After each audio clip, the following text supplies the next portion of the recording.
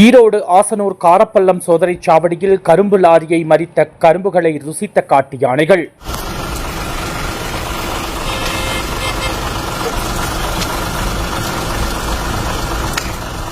ஈரோடு மாவட்டம் தாளவாடி அருகே ஆசனூர் காரப்பள்ளம் சோதனைச் சாவடி வழியாக சத்தியமங்கலம் கரும்பு ஆலைகளுக்கு கரும்புகளை ஏற்றிச் செல்லும் லாரிகள் தொடர்ந்து இயங்குகின்றன.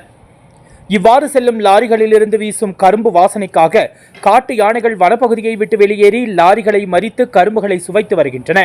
இதன் ஒரு பகுதியாக நேற்று காலை காரப்பள்ளம் சோதனைச் சாவடி அருகே ஒரு கரும்பு லாரியை மறித்த யானை குட்டியுடன் சேர்ந்த கரும்புகளை ருசித்தது. அந்த காட்சி அப்பகுதியில் இருந்தோர் வீடியோவாக பதிவு செய்து சமூக வலைதளங்களில் பகிர்ந்த நிலையில் தற்பொழுது அது வைரலாகி வருகிறது.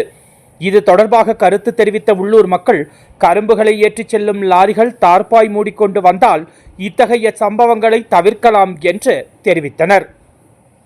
வைல்ட் லைஃப் வால்பாறைக்காக நமது செய்தியாளர் முருகானந்தம்.